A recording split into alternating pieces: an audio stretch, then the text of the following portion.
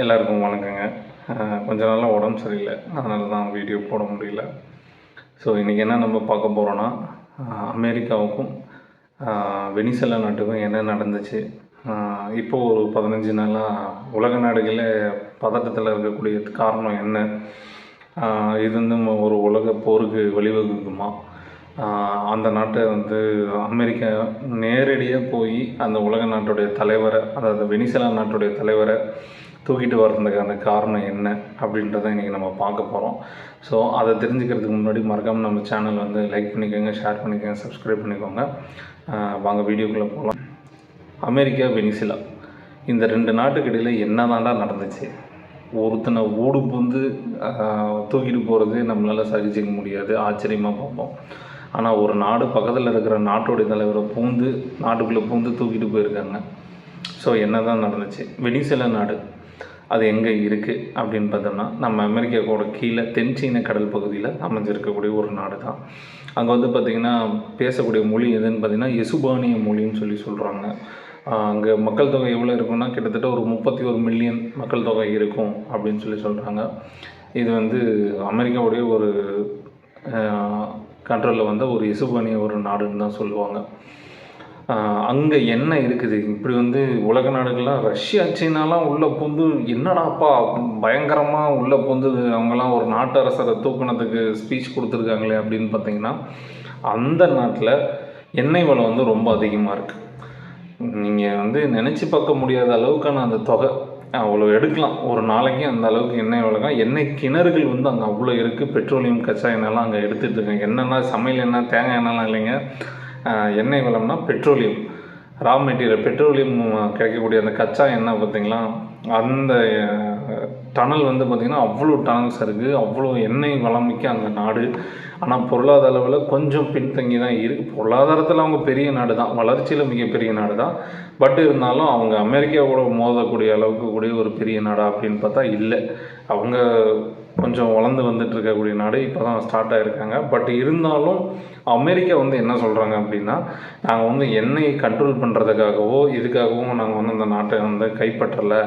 அந்த நாட்டு மூலிமா எங்களுக்கு வந்து போதைப் பொருட்கள் வந்து நிறைய உள்ளே வந்துட்டுருக்கு. ஈராக்கிலேருந்து எங்கள் நாட்டுக்கு வந்து வன்முறை தூண்டக்கூடிய அளவுக்கு மறைமுகமாக ஆட்கள் எல்லாம் அந்த வழியாக தான் வந்துட்டுருக்காங்க அப்படின்னு சொல்லி அமெரிக்கா சொல்கிறாங்க.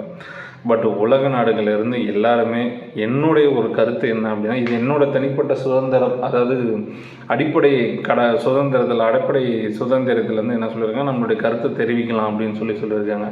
ஸோ என்னோடய கருத்து என்ன அப்படின்னா, இந்தோனேஷியா வந்து பார்த்திங்கன்னா எண்ணெய் வளமிக்கும், வெனிசுலா நாடு வந்து பார்த்திங்கன்னா எண்ணெய் வளமிக்க ஒரு மிகப்பெரிய நாடு.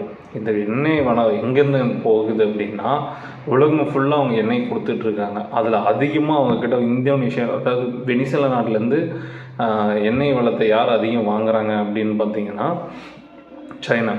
உங்களுக்கு வந்து அமெரிக்காவுக்கும் சைனாவுக்கும் நடக்கிற சண்டை, அந்த வாய்க்கா வரப்பு தகராறு என்னன்றது உங்களுக்கு எல்லாருக்குமே நல்லா தெரியும். ஸோ அமெரிக்கா என்ன பண்ணுறாங்கன்னா, ஸோ இது வந்து நம்ம பக்கத்துலேயே தான் இருக்குது. எது? வெனிசுலா நாடு. இந்த வெனிசுலா நாட்டை நம்ம டேக் ஓவர் பண்ணிக்கிட்டோம் அப்படின்னா, இவங்க அதாவது வெனிசுலாவிலேருந்து தான் எண்ணெய் அதிகமாக சீனா வாங்கி இப்போ பொருளாதாரத்தில் பெரிய அளவில் ட்ரேடில் ஓரளவுக்கு பெரிய நாடாக, ஏன்னா சைனாலேருந்து ஏற்றுமதி ஆகுகிறதும் உலக நாடுகள் ஃபுல்லாக போயிட்டுருக்கு. இந்தியாவிலையுமே ஒரு பொருள் விற்கிறாங்கன்னா அது மேட் இன் சைனா இல்லாமல் இருக்கவே இருக்காது. ஸோ அவங்களுக்கு எங்கேருந்து என்ன கிடைக்குதுன்னா இந்த வெனிசுலா நாட்டில் இருந்து தான். இப்போது இந்த வெனிசுலாவோட அவங்களோட குடுமையவே நம்ம பிடிச்சிட்டோம் அப்படின்னா அப்புறம் அவங்க எங்கே போவாங்க? மறுபடியும் நம்மக்கிட்ட சரண்டர் ஆகி தானே ஆகணும். அப்படின்ற ஒரே ஒரு காரணத்துக்காக தான் அமெரிக்கா என்ன பண்ணியிருக்காங்கன்னா, உள்ளே பூந்து வெனிசுலா நாட்டை தன்னுடைய கண்ட்ரோலுக்கு எடுத்துட்டாங்க. ஸோ எடுத்ததில் என்ன ஆகும்னா, இப்போ ஏற்றுமதி வந்து பார்த்திங்கன்னா சைனாவுக்கு கொடுக்கும்போது என்ன ஆகும், அவங்க ஜிஎஸ்டி அதிகமாக வைப்பாங்க. அவங்க சைனாவுக்குன்னு விற்கிறது இருந்தால் ஒரு மிகப்பெரிய ஒரு ரேட்டுக்கு வச்சு விற்பாங்க. இதனால் சைனாவில் என்ன ஆகும், பொருளாதார அடி விழுவும். அப்புறம் இப்போ அமெரிக்கா கிட்ட சைனா சரண்டர் ஆகி தானே ஆகணும். இது ஒரு மறைமுகமான ஒரு மிகப்பெரிய பாலிட்டிக்ஸ். இந்த பாலிட்டிக்ஸை பண்ணுறதுனால தான் இந்த நாடை இவங்க அமெரிக்கா டேக் ஓவர் பண்ணியிருக்காங்கன்றது என்னுடைய கருத்துன்னு கூட உண்மையாலுமே சொல்லலாம். ஆனால் பார்த்திங்கன்னா மற்ற சேனல்லாம் வந்து மிகப்பெரிய வாரே வரப்போகுது, உலக பொருளாதார மாற்றமே ஏற்பட போகுது அப்படி இப்படின்லாம் எல்லாமே சொல்கிறாங்க. பொருளாதாரங்கிறது ஒவ்வொரு நாளும் தங்க விலை ஏறுற மாதிரி ஒவ்வொரு நாளும் ஒவ்வொரு பொருளுடைய விலைகள் ஏற்றம் இறக்கம் வரலாம். பட் இது வார் வருமானா வர வாய்ப்பு மிக குறைவு தான். ஏன் நான் வார் வர்றதுக்கு மிக குறைவான வாய்ப்பு இருக்குது அப்படின்னு சொல்கிறேன் அப்படின்னா, இப்போது நான் உங்கள் வீட்டுக்குள்ளே வரேன். உங்கள் வீட்டோட குடும்பத் தலைவர் உங்கள் அப்பா இருக்காருன்னு வச்சுக்கோங்களேன். அவர் வீடு புகுந்து நான் தூக்கிட்டு போயிட்டேன் அப்படின்னா நீங்கள் எல்லாம் சும்மா விட்டுருப்பீங்களா? இந்நேரம் எல்லாருமே கிளம்பி வந்து அடித்து துவம்சம் பண்ணியிருப்பீங்க என் வீட்டை. பட் அமெரிக்கா வந்து எடுத்துகிட்டு போனதுக்கப்புறமும் அந்த நாட்டில் என்ன சொல்கிறாங்கன்னா, சட்ட ரீதியாக என்ன முடிவெடுக்க முடியுமோ அதை எடுத்து டேக் ஓவர் பண்ணி நம்ம கொண்டு போகலாம் அப்படின்னு சொல்கிறாங்க. காரணம் என்ன அப்படின்னா, வெனிசுலா நாடு வந்து அமெரிக்காவை எதிர்த்து அடிக்கக்கூடிய அளவுக்கு வளர்ச்சி இல்லாத நாடாக இருந்தாலும் அவங்க போரை விரும்பாத ஒரு நாடு தான்.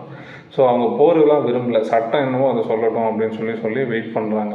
பட் வந்து வெனிசுலா நாட்டுக்கிட்டேருந்து எண்ணெய் வாங்கக்கூடிய நாடுகள்லாம் இருக்கும் பார்த்தீங்களா, அந்த நட்பு நாடுகள்லாம். இப்போ நானே ஒரு டீ கடைக்கு போகிறேன், அந்த டீ கடை ஓனர் வந்து ஒருத்தர் பிடிச்சிட்டு போயிட்டாங்க பாவனா, ஐயோ ஏப்பா இப்படிலாம் நல்ல மனுஷனாச்சே அப்படின்னு நம்ம சொல்லுவோம்ல. அதே மாதிரி அவங்களுடைய நட்பு நாடுகள்லாம் என்ன சொல்கிறாங்கன்னா, இப்படி நாடு பூந்து ஒருத்தர் தூக்குறது தப்பு தான். உங்களுக்கு என்ன பிரச்சனையோ அதை வந்து அவங்க எல்லா உலக நாடுகளுக்குன்னு ஒரு அமைப்பு இருக்குது இல்லைங்களா, ஏகப்பட்ட அமைப்புகள் இருக்குது. கிட்டத்தட்ட ஒரு 50-60 அமைப்புகள் மேலே இருக்குது. அந்த அமைப்புகள் மூலிமா ஏதாவது ஒன்று பேச்சுவார்த்தை நடத்தி நீங்கள் வந்து அந்த அந்த பிரச்சனையை முடிச்சிருக்கணும். எல்லா நாட்டுகளோடையும் பிரச்சனைகள் இருக்க தான் செய்யுது. அது எதுக்கு வந்து இப்படி வந்து விடிகாலாக ஊடு பூந்து தூக்குற மாதிரி தூக்கிட்டு போனது வந்து தப்புன்னு நட்பு நாடு சைனாவும் சொல்கிறாங்க, ரஷ்யாவும் சொல்கிறாங்க. ஸோ உங்களுக்கு என்ன தோணுது டியர் சப்ஸ்கிரைபர்ஸ்? இல்லை இந்த வீடியோ பார்க்குற உங்களுக்கு என்ன தோணுது? இந்த மாதிரி வந்து ஒருத்தரை வந்து வீடு பூந்து ஒரு நாடு பூந்து ஒரு நாட்டு தலைவரை தூக்குனது சரியா தவறா அப்படின்றத மறக்காமல் நம்ம சேனலில் கமெண்ட் பண்ணுங்கள். இது வார் நடக்குமானா கண்டிப்பாக வார் நடக்க வாய்ப்பு இல்லை. பொருளாதார மாற்றங்கள் நடக்குமானா கண்டிப்பாக அதற்கு ஏதாவது ஏற்றம் இறக்கம் வரலாம். ஏன்னா உலக நாடுகள் எல்லாமே இப்போ வந்து பெட்ரோலியம் பேஸ் பண்ணி தான் இருக்காங்க. ஃப்யூச்சர் சோலாரை பேஸ் பண்ணி இருந்தாலும் தற்போதைய நடைமுறைக்கு அடிப்படையில் நம்ம கச்சா எண்ணெயை நம்பி தான் இருக்கோம். ஸோ இதில் ஏதாவது மாற்றங்கள் நடக்கலாம், வராமையும் போகலாம். எதிர்காலம் எப்படிங்கிறது யாராலையும் கணிக்க முடியாது ஒன்று. அதுதான் ஆண்டவன் முடிஞ்ச மிகப்பெரிய பரிசுன்னு நான் நினைக்கிறேன். ஸோ இதுதான் உண்மையாலுமே நடக்கக்கூடிய ஒரு விஷயம். இல்லைப்பா வார் நடக்கும்பா, உலகம் மேப்பு மாறும்பா அப்படின்னா கண்டிப்பாக வாய்ப்பு கிடையாது. அப்படி நடந்திருந்தால் அப்படி தூக்குன அன்றைக்கே ஏதாவது மிகப்பெரிய மாற்றங்கள் நடந்திருக்கும். பிரச்சனையும் நடக்குது. இந்த மாதிரி அமெரிக்கா வந்து உள்ளே புகுந்து அந்த நாட்டோடைய தலைவரை கூட்டிகிட்டு போயிருக்காங்க. காரணம் என்னென்னு அமெரிக்கா சைடில் சொன்னாங்கன்னா, எங்களுக்கு வந்து போதைப் பொருட்கள்லாம் இங்கேருந்து தான் அதிகமாக வருது. ஈராக்லேருந்து ஒரு குற்றங்கள் செய்யக்கூடிய ஆட்கள் வந்து இந்த மூலியமாக தான் என் ஊருக்குள்ளே வராங்கன்னு அமெரிக்காவுடைய இது சொல்கிறாங்க. வெனிசுலா என்ன சொல்கிறாங்க, வெனிசுலா வந்து வெனிசுலாவை இந்த மாதிரி கூட்டிகிட்டு போனதுக்கு கூட வெனிசுலா என்ன சொல்லியிருக்காங்கன்னா, எங்களுக்கு அமெரிக்காவோட ரிலேஷன்ஷிப் வேணும். பட் எங்களுக்கு உள்ளே புகுந்து இன்ஃப்ளூயன்ஸ் பண்ணுறது எங்களுக்கு விருப்பம் இல்லை. அவங்க எங்களை ரூல் பண்ணுறது எங்களுக்கு வேண்டாம். அவங்க நாட்டை பார்த்துக்கணும், நாங்கள் எங்கள் நாட்டை பார்த்துக்கிறோம். நாங்கள் எங்களை ரூல் பண்ணிக்கிறோம். அதாவது அரசாங்கமும் அதுதான் சொல்கிறாங்க. அதாவது அமெரிக்காவோட ரிலேஷன்ஷிப் வேணும், ஆனால் நாங்கள் சைனா கூடயும் பிஸ்னஸ் பண்ணுவோம், இதுதான் எங்களுக்கு வேணும் அப்படின்னு சொல்கிறாங்க. பட் அதுக்கு வந்து அமெரிக்கா ஒத்து வரலன்னு தான் நான் நினைக்கிறேன். இது ஒரு மறைமுகமான டிசிப்ளினான ஒரு செக்மேட்டுன்னு தான் நான் நினைக்கிறேன். அமெரிக்கா வச்சுருக்கக்கூடிய மிகப்பெரிய செக்மேட்டு. பட்டு இது எப்படி தைரியமாக எடுத்து இவ்வளோ பெரிய முடிவு எடுத்தாங்கன்றது எனக்கு தெரியல.